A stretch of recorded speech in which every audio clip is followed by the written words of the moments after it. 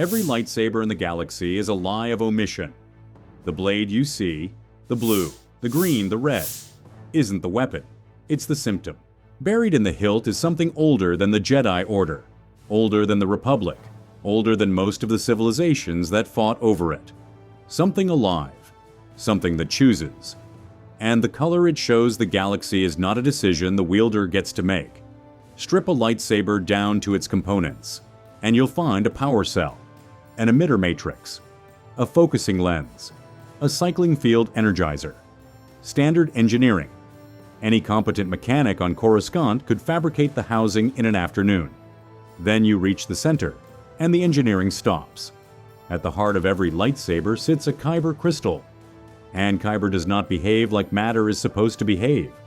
It is force-attuned, which is the polite scholarly way of saying it is aware. Kyber crystals resonate. They react to intent. Under the right conditions, a force-sensitive can hear them singing. And under the wrong conditions, they can hear them scream. The crystals grow in the deep places of the galaxy, the frozen caverns of Ilum, the cracked deserts of Jedha, the crystalline canyons of Christophsis, the caves beneath Dantooine, the depths of Utapau. Wherever they surface, cultures arise around them, because a rock that responds when you speak to it does not stay a geological curiosity for long. And here is the detail that reframes everything. In their natural state, Kyber crystals have no color at all. They are clear, colorless, every single one. The gathering for 1,000 generations, the Jedi answered this the same way. Younglings were taken to Ilum for a rite called the Gathering, brought into caves where the ice ran hundreds of meters deep, and the temperature killed the unprepared. Each child entered alone, without a guide, without light, and without instruction, beyond a single principle. The crystal chooses you. They had until the ice sealed the entrance to find it. That's the part most people miss. A youngling couldn't simply take the nearest crystal. They had to still their fear enough to sense which one was reaching back. Panic. And the cave went silent. Grasp. And the crystal withdrew. The trial wasn't a search. It was a conversation. And the crystal held the deciding vote. When the bond formed, the crystal came alive in the child's hands. And when that child later constructed their lightsaber, a meditative process that could take days, the crystal finally revealed its color. Not the color the youngling wanted, the color the bond produced, what the colors actually mean. Blue and green dominate the Jedi Order, and the split isn't random. Blue tended toward the Guardians, Jedi whose service expressed itself through direct action, martial discipline, frontline defense. Obi-Wan Kenobi, Anakin Skywalker, Ahsoka Tano, before everything changed. The blade of the Jedi who stood between civilians and whatever was coming. Green tended toward the consulars, Jedi oriented toward the Force itself, toward diplomacy, meditation, and knowledge. Yoda, Qui-Gon Jinn, Luke Skywalker, who built his own blade after losing his father's and emerged with green. A quiet signal that the son had become something his father never was. Neither is stronger. The Order never ranked them. The colors simply described what kind of Jedi the crystal had recognized. Then there are the rarities. Yellow belonged to the Jedi Sentinels, and most notably to the Temple Guards. The anonymous Jedi who abandoned individual identity to protect the temple itself. Masked, unnamed, wielding yellow double blades. Rey would later carry yellow too, at the end of everything, having built a saber from a staff and a bond nobody had inherited. And purple. Mace Windu's blade is the great unexplained anomaly of Jedi lore. No text defines it. No tradition claims it.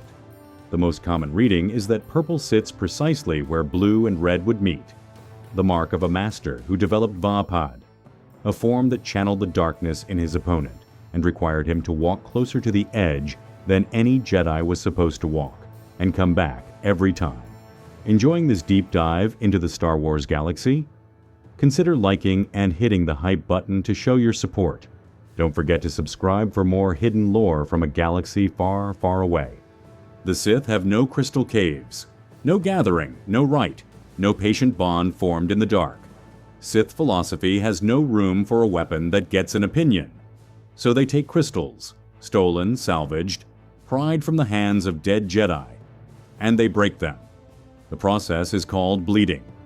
The Sith pours rage, pain, hatred, and grief into the crystal through the Force and holds it there, refusing to relent, dominating a living thing until it surrenders. The crystal resists. It fights. Force sensitives who have witnessed it describe the sound as screaming. And when it finally gives, it turns red. Red is not a color choice. Red is a wound. Every red blade in the galaxy is a crystal that was tortured until it stopped fighting, which reframes the Inquisitors entirely. The Empire's Jedi hunters carried spinning double-bladed sabers, and many carried crystals taken from Jedi they had personally killed. Some carried the crystals of the Masters who trained them. The blade that broke every rule. Then there's the Darksaber, a blade with a flat black edge and a white halo, unlike any other weapon in recorded history. It was forged roughly 1,000 years before the Clone Wars by Tara Vizsla, the first Mandalorian ever inducted into the Jedi Order. The Jedi kept it after his death. House Vizsla stole it back, and from that moment, the Darksaber became a symbol of political legitimacy for an entire culture. Mandalorians ultimately deciding that whoever held it in honorable combat held the right to rule. A crystal, doing what crystals do, bonding with something. In this case, not a person, a people. What the Empire understood. Palpatine grasped something the Jedi had spent millennia deliberately not thinking about. If a crystal the size of a thumb can focus enough energy to cut through blast doors, what happens when you scale it up? The Empire's answer was the strip mining of Jedha, a world sacred for thousands of years, home to the Guardians of the Wills and the Temple of the Kyber. Imperial convoys hauled crystals off-world by the ton. The extraction gutted the planet's holy city and destroyed a religious tradition that predated the Republic. That Kyber became the focusing array of the Death Star's superlaser, the same substance that a child found in an ice cave, that sang when it was heard, that chose its wielder, mined by an empire, focused through a lens, and pointed at Alderaan. The crystals can be healed. There's a final piece, and it may be the most important one in all of Kyber lore. A bled crystal is not lost. Ahsoka Tano killed an Inquisitor, took the red crystals from his blades, and did something no Sith had ever imagined possible. She reached into the wound and released it. She didn't dominate the crystal. She let it go. The red drained away, and what was left behind wasn't blue, or green, or clear. It was white. White, because the crystal no longer belonged to any order. Not Jedi, not Sith. Purified, and answering only to itself. If this changed how you see the galaxy, subscribe, because the Star Wars universe hides its best answers inside the questions nobody thinks to ask. A lightsaber isn't a weapon with a color. It's a living thing that made a judgment about the person holding it, which raises the only question that matters.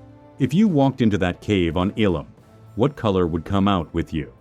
Tell us in the comments, and we'll see you in the next one.